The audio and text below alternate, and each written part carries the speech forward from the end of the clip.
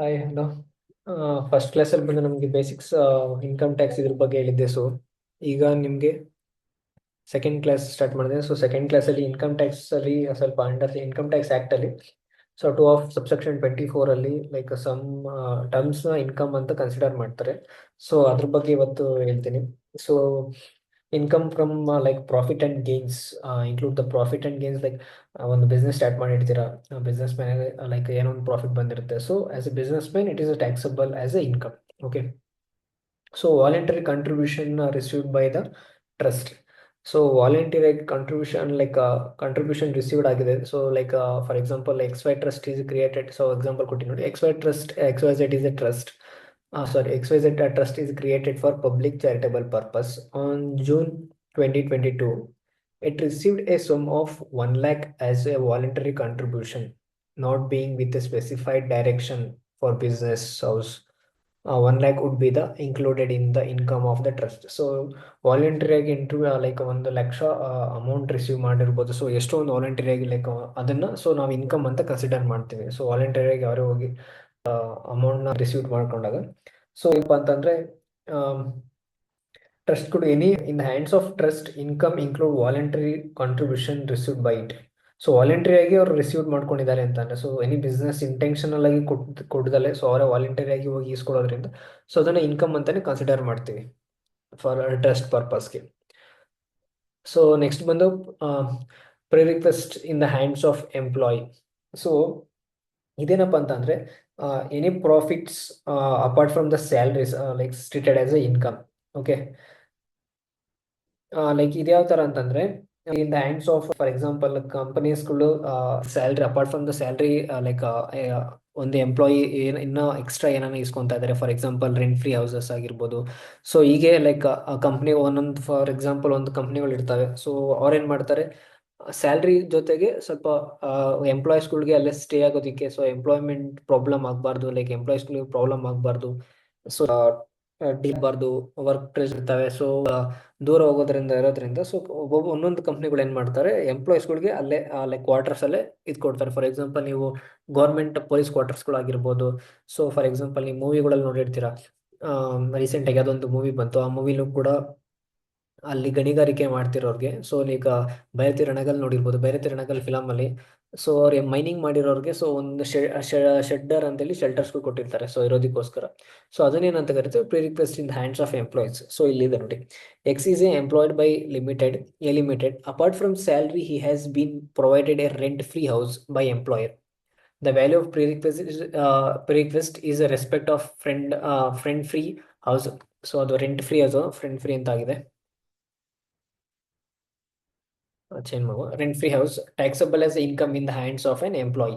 So in ಎಂಪ್ಲಾಯಿಗೆ ಅದು taxable ಅಂತ ಇನ್ಕಮ್ ಅಂತ ತೋರಿಸ್ತಾರೆ, ಅದನ್ನ ಇದು ಮಾಡ್ಕೊಂತಾರೆ.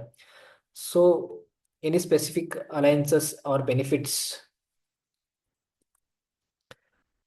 ಅದನ್ನ ಲೈಕ್ ನಾವ್ಯಾವ ತರ ಅಂತಂದ್ರೆ ಅಲೋಯನ್ಸಸ್ ಆರ್ ಬೆನಿಫಿಟ್ಸ್ ಅಂತ ಅಂತಂದ್ರೆ like any specific allowed or benefits specially granted to assessee to meet the expenses only R necessarily. So ಅದನ್ನೇನಂತ ಕರಿತೀವಿ, ಲೈಕ್ ಅದನ್ನ ಇನ್ಕಮ್ ಅಂತ ಟ್ರೀಟೆಡ್ ಮಾಡ್ತೀವಿ. So for example X is a employ by a limited small ಆಗಿದೆ so big ಮಾಡ್ತೀನಿ. So a limited he get 3,000 per month as allowances apart from salary. Rupees 30,000 per month is treated as a income. Any amount which is spent for the office purpose out of convenience allowances is exempt under the section 10 of 14 subsection 14. So apart from the salary, 3,000 per month allowances apart from the salary rupees is month is treated as a income. Okay. 3,000 ನ treated as a income ಅಂತ consider ಮಾಡ್ತಾರೆ salary ಬಿಟ್ಟು. For example allowances, bus allowances ಆಗಿರ್ಬೋದು, travel allowances, like food allowances ಕೊಡ್ಬೋದು, petrol allowances ಕೊಡ್ಬೋದು. So field work ಮಾಡ್ತಿರೋರಿಗೆ ಇದ್ರ ಬಗ್ಗೆ ಗೊತ್ತಿರುತ್ತೆ. ಸೊ ಫೀಲ್ಡ್ ವರ್ಕ್ ಯಾರ್ಯಾರು ಮಾಡ್ತಿರ್ತಾರೆ ಸೊ ಅವ್ರಗಳಿಗೆ ಲೈಕ್ ರಿಯಲ್ ಎಸ್ಟೇಟ್ ಆಗಿರ್ಬೋದು, ಇಲ್ಲ for example home to home sales ಮಾಡ್ತಿರ್ತಾರೆ. ಸೊ ಅವ್ರಗಳಿಗೆ ಅಪಾರ್ಟ್ ಫ್ರಮ್ ಸ್ಯಾಲ್ರಿ ಅಂತ ಹೇಳಿ ಸೊ ಸ್ವಲ್ಪ ಪೆಟ್ರೋಲ್ ಅಲೋಯನ್ಸಸ್ ಆಗಿರ್ಬೋದು, ಫುಡ್ ಅಲೋಯನ್ಸಸ್ ಆಗಿರ್ಬೋದು, ಸೊ ಇಂಥದ್ದೆಲ್ಲ ಕೊಡ್ತಾ ಇರ್ತಾರೆ. ಸೊ ಈಗ ಕಂಪನಿ ಮಾಡಿದಾಗ ಕ್ಲೈಂಟ್ಸ್ಗಳ ಜೊತೆ ಸೊ ಅವ್ರಿಗೆ ಅವ್ರದ್ದು ಏನೇನು ಎಕ್ಸ್ಪೆನ್ಸಸ್ ಆಗಿರುತ್ತೋ ಸೊ ಅದನ್ನೆಲ್ಲ ಕಂಪ್ನಿ ಕೊಡುತ್ತೆ. ಸೊ ಇದನ್ನ like in the hands of employee taxable ಅಂತ ಕನ್ಸಿಡರ್ ಮಾಡ್ತಾರೆ. ಸರಿನಾ? ಇದು ಅರ್ಥ ಆಯ್ತು ಅನ್ಕೊಂತೀನಿ.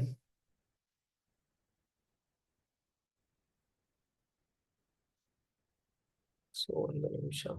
ಸೊ ಎಲ್ಲ ಚೇಂಜ್ ಮಾಡಿದ್ದೆ. ಸೊ ಅದು ಇದಾಗಿದೆ.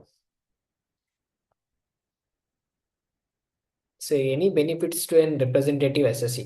ಸೊ ಎನಿ ಲೈಕ್ ಒಂದು ಏನೋ ಒಂದು ರೆಪ್ರೆಸೆಂಟೇಟಿವ್ ಆಗಿರ್ತಾನೆ, ಫಾರ್ ಎಕ್ಸಾಂಪಲ್ ಅವರು ಡೈರೆಕ್ಟರ್ ಆಗಿರ್ಬೋದು. ಸೊ ಅಂತ ಟೈಮಲ್ಲಿ ಏನು ಮಾಡ್ತೀವಿ, ಸೊ ಲೈಕ್ ಅದನ್ನ SSEಗೆ ಬೆನಿಫಿಟ್ಸ್ ಅಂದ್ರೆ ಎಕ್ಸ್ ಈಸ್ ಏನು one of the trustee of charitable trust. The trust provides a residential accommodation to request value of accommodate in the treated as income of X. So ಹೇಳದ್ನಲ್ಲ, any like ಎಂಪ್ಲಾಯೀಸ್ಗಳಾಗಿರ್ತಾರೆ. So ಅವ್ರು ಏನೋ ಒಂದು employee ಆಗಿರ್ತಾರೆ. So ಅಂಥ ಟೈಮಲ್ಲಿ ಅವ್ರಿಗೆ ಏನೋ ಒಂದು ಫ್ರೀ ಅಕಾಮಿಡೇಷನ್ ರೆಂಟಲ್ ಕೊಡ್ತಾರೆ. ಸೊ ಅಂಥ ಟೈಮಲ್ಲಿ ಏನಾಗುತ್ತೆ, ಸೊ ಅದನ್ನ ಇನ್ಕಮ್ ಅಂತ. ಅಪಾರ್ಟ್ ಫ್ರಮ್ ಸ್ಯಾಲ್ರಿ ಏನೇ ಒಂದು ಎಂಪ್ಲಾಯೀಸ್ ಬರ್ಬೋದು.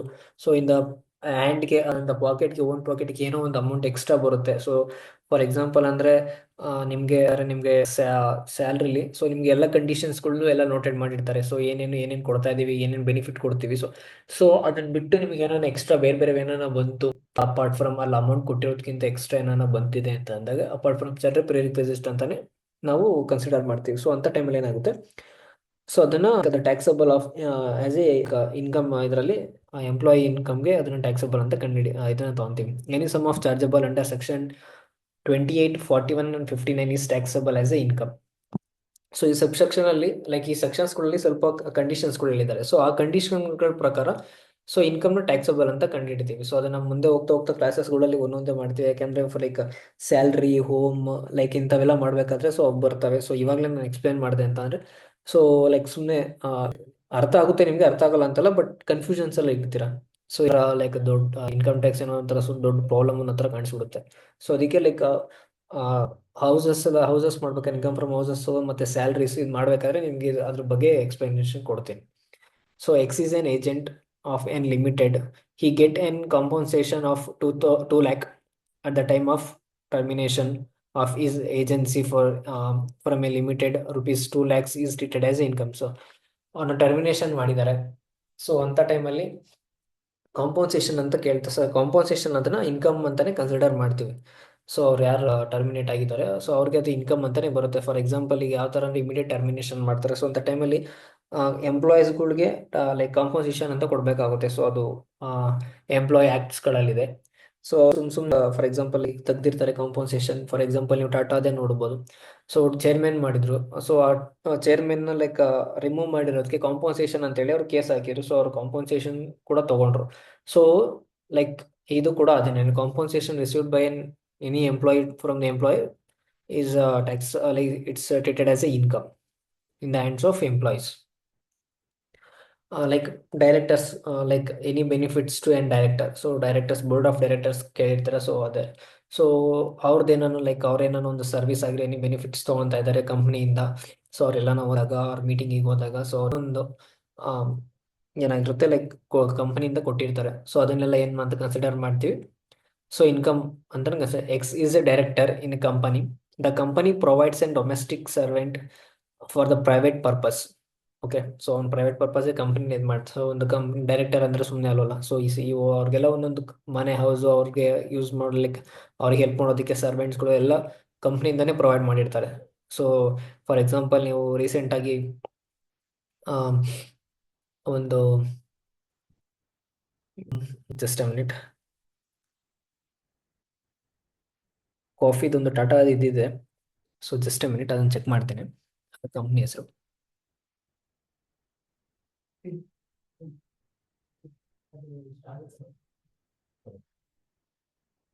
ಸ್ಟಾರ್ ಬಕ್ಸ್ ಇದೆ. ಸೊ ಕಂಪನಿ ಹೆಸರು ಬಾಯಿ ಬರಲಿಲ್ಲ, sorry. So Starbucks recent ಆಗಿ ಇಂಡಿಯನ್ ಸಿಒನ ಲೈಕ್ ಅವ್ರನ್ನ ತೆಗೆದು ಬೇರೆ ಒಬ್ರನ್ನ ಹಾಕಿದ್ದಾರೆ. ಸೊ ಅವ್ರಿಗೆ ಡೈಲಿ ಓಡಾಡೋದಕ್ಕೆ ಪ್ರೈವೇಟ್ ಜೆಟ್ ಅರೇಂಜ್ ಮಾಡಿದ್ದಾರೆ. ಓಕೆನಾ? ಸೊ ಅವರು daily 8 to like 3-4 hours journey ಮಾಡಿ ಲೈಕ್ ಅವ್ರು ಬಂದು ಸ್ಟಾರ್ ಬಕ್ಸ್ ಅಲ್ಲಿ ವರ್ಕ್ ಮಾಡಿ ಹೋಗ್ಬೇಕು ಅನ್ನೋ ಥರ. So instead of taking house in near to the company, ಅವ್ರೇನ್ ಮಾಡಿದ್ದಾರೆ, ಸೊ ಅವ್ರು ಓಡಾಡ್ತೀನಿ ನಾನು ಅಲ್ಲಿಂದನೇ ಓಡಾಡ್ತೀನಿ ಅಂತ ಸೊ ಅದು ಮಾಡಿದ್ದಾರೆ. ಸೊ ಅದನ್ನ ಕಂಪ್ನಿನೇ ಪ್ರೊವೈಡ್ ಮಾಡೋದ್ರಿಂದ ಸೊ ಅದೆಲ್ಲ ಇನ್ಕಮ್ ಅಂತಾನೆ ಕನ್ಸಿಡರ್ ಮಾಡ್ತಾರೆ. So in the hands of ಎಂಪ್ಲಾಯೀಸ್ಗೆ. ಆಮೇಲೆ ಈಗ ಡಿವಿಡೆಂಡ್ ಅಂತ ಬರ್ಲಿಕ್ಕೆ ಒಂದು ಕ್ಯಾಪಿಟಲ್ ಗೇನ್ ಅಂತ ಕ್ಯಾಪಿಟಲ್ ಗೇನ್ ಮಾಡಿರ್ತೀರಾ. So any gain under the section 45 stated as income. So ಅದನ್ನ ನೆಕ್ಸ್ಟ್ ನಿಮಗೆ ಫ್ಯೂಚರ್ ಹೋಗ್ತಾ ಹೋಗ್ತಾ ಹೇಳ್ತೀನಿ ಇನ್ಕಮ್ಸ್ ಕೂಡ ಏನಂತ. ಸೊ ಅದ್ರಲ್ಲಿ ಕ್ಯಾಪಿಟಲ್ ಗೇನ್ ಅನ್ನೋದನ್ನ ಕನ್ಸಿಡರ್ ಮಾಡ್ಕೊತಾರೆ. So employee contribution towards the provident. So ಇದನ್ನ ಹೇಗೆ ಹೇಳ್ತೇವೆ ಅಂತಂದ್ರೆ, ಒಂದು ಎಕ್ಸಾಂಪಲ್ ಹೇಳ್ಬಿಡೋಣ. ಕಾಂಟ್ರಿಬ್ಯೂಷನ್ ಟು ಪ್ರಾವಿಡೆಂಟ್ ಲೈಕ್ ಅದು ಯಾವ ಥರ ಅಂತ. So X profit of X limited previous year 2022-23 is 7,86,000.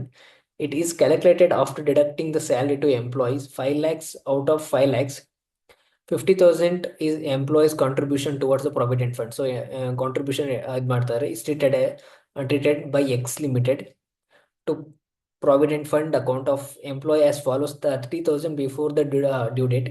Under the provident fund regulations of making such payment 20,000 after the due date of such payment, income of X shall be calculated as under ಅಂತ ಇದೆ. So net profit as per the profit and loss account 7,86,000 ಆಗಿದೆ. So add employ contribution towards provident fund which is treated as income of X. ಓಕೆನಾ? So ಎಕ್ಸ್ಗೆ like 50,000 ಬರ್ತದೆ. So total ಎಷ್ಟಾಯ್ತು ಅಂದರೆ 8,36,000 ಆಯಿತು. ಸರಿನಾ? ಒಂದು ನೆಟ್ ಪ್ರಾಫಿಟ್ ಏನೇನಾಗಿದೆ, ಲಾಸಸ್ ಏನಾಗಿದೆ. ಸೊ ಇಂಡಿವಿಜುವಲ್ ಆಗಿ ಒಂದು ಬಿಸ್ನೆಸ್ ಮಾಡ್ತಾ ಇದ್ದಾನೆ. ಸೊ ಲೈಕ್ ಪ್ರಾಫಿಟೇಷನ್ ಮಾಡ್ತಾ ಇದ್ದಾನೆ. So total and less amount paid by X limited on or before the due date of making a provident fund payment 30,000. So ಅಲ್ಲಿಂದ ಆಗಿರೋ. ಸೊ ಇನ್ಕಮ್ ಆಫ್ ಎಕ್ಸ್ ಬಂದು ನಿಮಗೆ ಲೈಕ್ 8,06,000 ಬರುತ್ತೆ ಅವನಿಗೆ. ಸೊ ಇದು ನಿಮ್ಗೊಂದು ಎಕ್ಸಾಂಪಲ್ಸ್ ಅಂತ ಹೇಳಿದ್ದು. ಸೊ ಇದು ಬಂದು ಡಿವಿಡೆಂಡ್ಗೆ ಸೇರುತ್ತೆ. ಸೊ ಡಿವಿಡೆಂಡ್ ಸ್ಲೈಡ್ ಚೇಂಜ್ ಆಗಿದೆ. ಸೊ ಇವಾಗ ಬರುತ್ತೆ. ಸೊ ಡಿವಿಡೆಂಡ್ ಡಿಸ್ಟ್ರಿಬ್ಯೂಷನ್ಸ್ ಅಲ್ಲಿ ಲೈಕ್ ಡಿವಿಡೆಂಟ್ ಅಂತ ಬಂದ್ರೆ ನಿಮಗೆ ಸೆಕ್ಷನ್ಸ್ಗಳು ಎಲ್ಲಿಂದ ಸ್ಟಾರ್ಟ್ ಆಗುತ್ತೆ ಅಂದ್ರೆ 22 of subsection 2 of subsection 22 A to E ಅಂತ ಎ ಟು ಇ ವರೆಗೂ ಇದೆ. ಸೊ ನಿಮಗೆ ಏನೇನು ಲೈಕ್ ಈಗ ನಿಮ್ಮ ಕ್ಲಾಸಸ್ಗಳಿಗೆ ಬೇಕಾಗಿರುತ್ತೆ ಜಾಸ್ತಿ ಆಗುತ್ತೆ ಅನ್ನೋದು ಒಂದು ಕಾರಣಕ್ಕೆ. So under section 2 of 22 A any distribution by company of its accumulative profits. So accumulative profits ಅಂತ ಅಂದ್ರೆ accumulative profits ಅಂದ್ರೆ ನಿಮಗೆ ನೆಟ್ ಪ್ರಾಫಿಟ್ಸ್ ಅಂತ ಕಂಡುಹಿಡಿತೀವಿ, ನೆಟ್ ಪ್ರಾಫಿಟ್ಸ್ ಅಂತ ಹೇಳ್ತೀವಿ. ಸಾರಿನಾ? Is dividend. So they are 2 conditions described by this case. So first ಇದು ಬಂದು the first distribution should be from the accumulated profit, not from the capital. So accumulated profits, ಅದು spelling change ಆಗಿದೆ. Just a minute.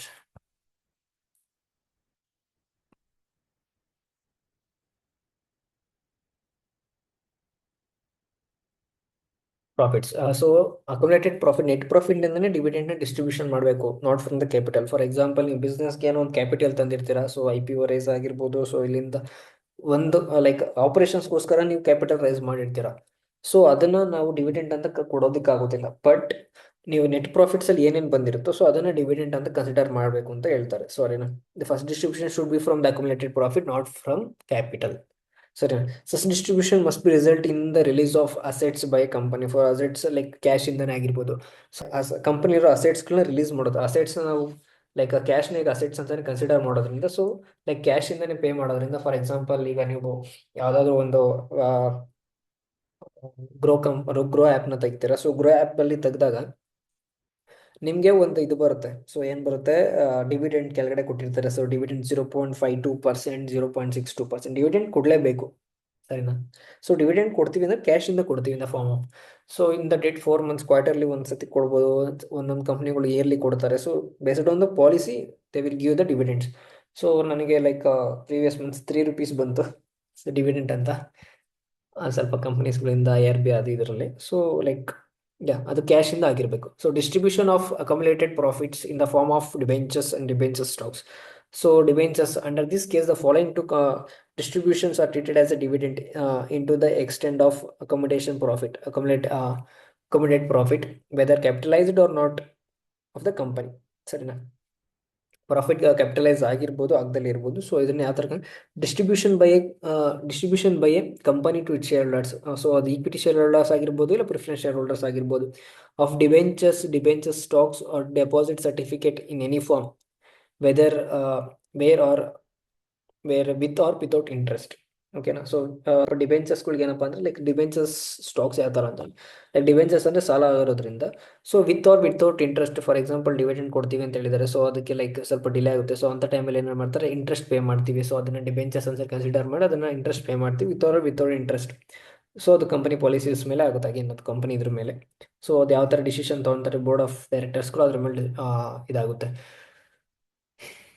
Distribution by a company to its preference shares of bonus shares ಅದನ್ನ like section 222B ಅಂಡರಲ್ಲಿ. So ಅದನ್ನ ನಾವು ಏನು ಮಾಡ್ತೀವಿ, dividend ಅಂತ consider ಮಾಡ್ತೀವಿ. ಸೊ ನೆಕ್ಸ್ಟ್ ಇದಕ್ಕೆ distribution of accumulated profit, accumulated ಅಂತಾಗಿದೆ. ಸೊ ಲೈಕ್ ಅಕ್ಯುಮುಲೇಟೆಡ್ ಪ್ರಾಫಿಟ್ ಆಗಿರ್ಬೇಕಾಯ್ತು. So sorry for that.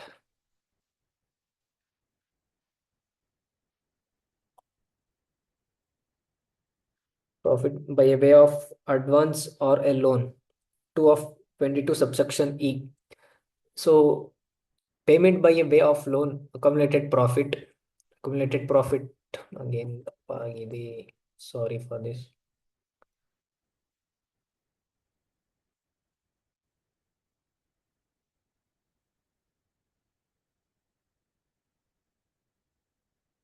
By closed cases, for first cases ಏನು ಮಾಡುತ್ತೆ, closed company such as loan is given to shareholders. The shareholders beneficial hold 10% or more equity shareholder shares in the company. Such loan or advances is treated as a dividend. For example ಒಂದು ಕಂಪ್ನಿಲಿ ಒಬ್ರು X ಅನ್ನೋ company ಒಂದು 10%ಗಿಂತ more like ಆ ಕಂಪ್ನಿಲಿ for example equity share ಹೋಲ್ಡರ್ಸ್ನ hold ಮಾಡಿರ್ತಾರೆ. So ಅಂತ ಟೈಮಲ್ಲಿ ಏನು ಮಾಡ್ತಾರೆ, ಸೊ ಲೋನ್ಸ್ ಅಂಡ್ ಅಡ್ವಾನ್ಸಸ್ ಏನಾದ್ರು ಕೊಟ್ಟಿದ್ರೆ ಅದನ್ನು ಡಿವಿಡೆಂಟ್ ಅಂತ ಕನ್ಸಿಡರ್ ಮಾಡ್ತಾರೆ. ಸೊ ಈ ನೋಟಲ್ಲಿ ಏನು ಕೊಟ್ಟಿದ್ದೀನಿ, if the company gives a loan to major shareholders holding 10% or more of the shares, it might be taxable like a dividend rather than the regular loan. So dividend ಅಂತ consider ಮಾಡ್ತಾರೆ ಅದನ್ನು loan ಅನ್ನೋದ್ರ ಬದಲು, ಸರಿನಾ. Second case ಬಂತು. So loans and advances is given by the closed company says X limited. Such loan is given, search ಅಂತ ಆಗಿದೆ, such loan is given to a concern, say by on one of the shareholders beneficially hold 10% equity share capital in the X Limited as subsequently interest in my advance in any advance.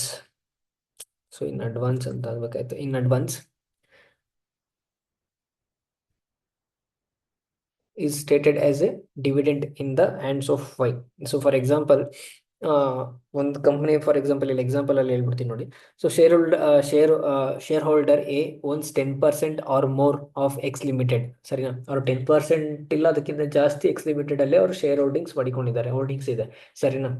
The tax authorities treated the loan as A benefit of the share holders. So ಅವರ tax authorities ಏನಂತ consider ಮಾಡ್ತಾರೆ, share holders benefits ಅನ್ನೋ loan ಅನ್ನೋದಕ್ಕಿಂತ benefit ಅಂತ consider ಮಾಡ್ತಾರೆ. This is because is in effect the shareholder A could be seen as a benefit, seen as benefiting from the loan indirectly through Y, especially if Y is controlled or owned by A. So X ಅನ್ನೋ ಕಂಪ್ನಿಲಿ for example ನಿಮಗೆ ಹೇಳ್ಬಿಡ್ತೀನಿ, ಸಾರಿ.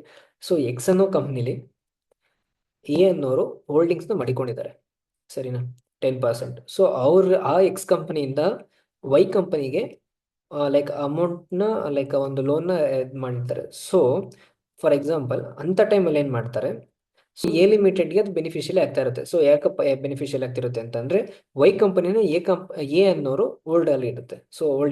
So indirectly ಅವರು like ಅದನ್ನ benefits ತಗೊಳ್ತಾ ಇರೋದ್ರಿಂದ ಅದನ್ನ dividend ಅಂತಾನೆ consider ಮಾಡ್ತಾರೆ ಅಂತ ಹೇಳ್ತಾರೆ, ಸರಿನಾ. So winning of lottery, crossword puzzle, horse racing, car gaming ETC. So compute section 52 of 2 IB. So ಅಂಡರಲ್ಲಿ ಇದು ಮಾಡ್ತಾರೆ. So winning from the lotteries, crossword puzzles or racing include horse racing, car gaming and other games. So section 56 under head of incomes and other sources ಅಲ್ಲಿ taxable ಮಾಡ್ತಾರೆ. Winning lottery are chargeable to the income tax at the flat rate of 30% plus SC plus HGC on the gross winning without claiming any alliances or expenditure. So ಅದನ್ನ taxable ಅಂತ ಇದು ಮಾಡ್ತಾರೆ. So ಇದರಲ್ಲಿ ಲಾಟ್ರಿಲಿ ಇದಂತ ಮಾಡ್ತಾರೆ. So ಇಲ್ಲಿ ಕೊಟ್ಟಿದ್ದಾರೆ ನೋಡಿ, ನಿಮಗೆ ಅರ್ಥ ಆಗಲಿ ಅಂತಾನೆ. Just minute.